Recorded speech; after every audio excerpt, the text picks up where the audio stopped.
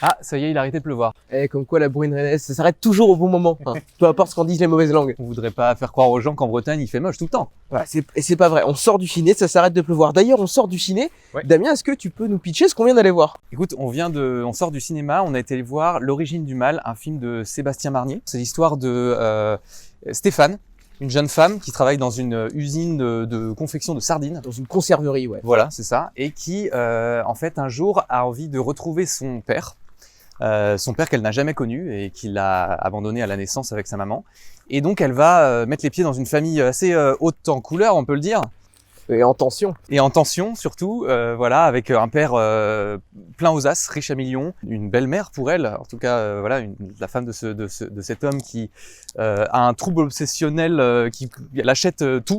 Voilà, il y a aussi une gouvernante qui est un peu inquiétante. Il y a encore une petite fille qui est là aussi, Enfin voilà, on est dans un film de famille et des affaires de famille, quoi. C'est quel type de film, Corentin, et surtout, c'est quoi ton ressenti quand on en ressort là? Alors moi, juste à chaud comme ça, parce que c'est le titre de l'émission, c'est gênant, on se sent pas à sa place, on a envie de se trémousser sur son siège.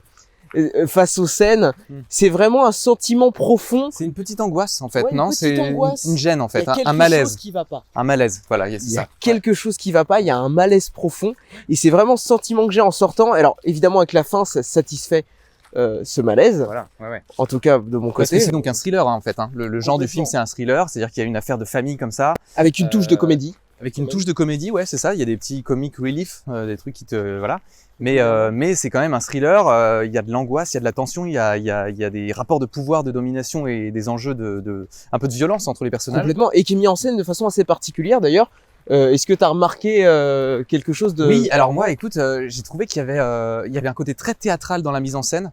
Je m'explique, c'est-à-dire que il y a un huis clos, c'est-à-dire qu'on arrive dans cette espèce de villa qui est la grande demeure de la famille et du père en fait. Et tout est, alors la villa est absolument énorme et tout. Il y a énormément de pièces, il y a des objets partout parce qu'en fait, voilà, parce que la femme en fait achète compulsivement tout ce qu'elle trouve. Souvent les personnages sont dans la même pièce. Il y a des espèces de plateaux en fait. Et tu vois, il y a un usage du split screen aussi beaucoup. C'est-à-dire que l'écran est coupé soit en deux, soit même parfois en trois, soit en quatre. Donc il y a un personnage qui parle au repas assis autour d'une table. Et en fait, il y a un split screen sur chaque personnage, chaque protagoniste autour de la table.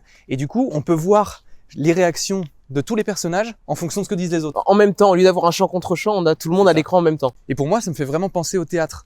En plus de ce côté huis clos de la maison dont on ne sort quasiment jamais de tout le film, il y a vraiment ce truc on peut scruter tous les personnages et justement traquer un peu le côté anxieux et voilà et le côté tension entre chaque personnage. Complètement. Et ce qui continue dans cette lignée-là, moi j'ai remarqué un petit truc sur la lumière. Si vous allez le voir, vous le verrez peut-être. On a des ambiances lumineuses qui sont cohérentes avec l'action et avec les personnages. C'est-à-dire, alors il y a un des personnages qui est en prison, voilà. Et dans la prison, c'est un univers évidemment glauque, un peu oppressant. Et on a toujours le reflet bleu et la couleur bleue qui revient régulièrement, tu vois. Ouais. Alors que pour tous les personnages qui sont dans la maison, dans cette espèce de faux cocon de sûreté et de confort, on a ce parallèle souvent qui est fait entre le bleu et la couleur chaude, le jaune chaud en fait. Et on joue comme ça jusqu'à la fin, jusqu'à la dernière scène, vous le verrez, faites-y attention. On joue sur le jaune et le bleu, un peu comme menace, et également avec le son. Complètement, bah justement j'allais te demander ça, le côté angoisse et le côté malaise, il vient pas mal du travail du son, non? Il y a peu de musique, mais quand elle est là, elle vient souligner un passage d'une séquence à une autre, et quelque chose où il y a un changement émotionnel, il y a un changement d'état chez les personnages, souvent. Il y a une espèce de petite percussion, je sais pas si t'as remarqué, qui fait... de micro, comme si on crachait dans un micro à un moment, on faisait tomber un micro. J'ai cru qu'il y avait un problème de son au début dans la salle, je me suis dit tiens c'est bizarre parce qu'en fait c'est comme si le son crachait un tout petit peu trop. C'est perturbant, comme le film, c'est perturbant. Voilà, ça met dans un état comme ça d'alerte et de malaise qui est en fait pas désagréable du tout, hein. Attention, quand on dit ça, c'est pas désagréable, c'est assez agréable justement parce qu'on nous emmène dans une histoire avec de la tension, avec du malaise. Mais c'est surprenant. C'est particulier. Et ce qui est très surprenant aussi, c'est comme tu le disais tout à l'heure, c'est le décor avec cette accumulation de cassettes, etc. Et surtout pour construire ce décor, ça a dû être quelque chose d'incroyable en fait. Bah ouais, en fait, figure-toi que donc le réalisateur s'est exprimé là-dessus. Donc il y a cette fameuse villa où il y a énormément de bordel puisque la femme du père accumule, achète tout ce qu'elle trouve sur les téléachats et autres. Alors par exemple, il y a énormément d'animaux empaillés et figure-toi que le film a été tourné durant le confinement. Donc c'était très très dur pour les accessoiristes de trouver des objets pour meubler ce décor immense. Et donc, ils ont demandé au musée d'histoire naturelle de Toulon De leur de leur prêter. prêter les animaux empaillés. Donc voilà, les animaux empaillés qu'on voit dans le film, ça vient du musée de Toulon. Incroyable. Voilà. Et autre chose, c'est que le personnage de Louise, donc la maman, accumule énormément de cassettes parce qu'elle a enregistré 6 ans de programmes de la télé sur des VHS. Et l'équipe du film raconte que ça a été très très difficile de réunir 4500 VHS à l'ancienne de l'époque.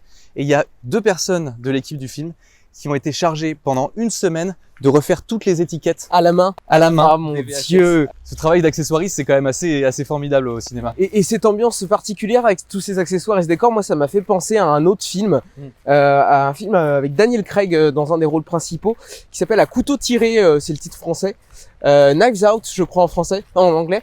Et c'est pareil, c'est un espèce de thriller qui, alors pour lui beaucoup plus huis clos.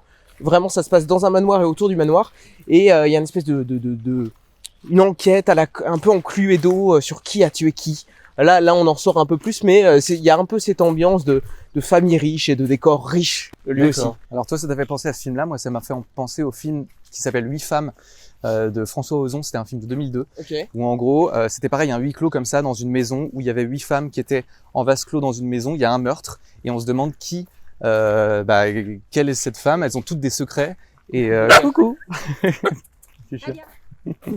Elles ont toutes des secrets et on va devoir trouver qui c'est qui a tué le colonel Moutarde. Exactement, c'est un peu ça. Et l'autre parallèle avec ce film-là, c'est que c'est un film où l'intégralité du casting, ou presque, est composée de femmes. Et c'est exactement le cas de ce film-là.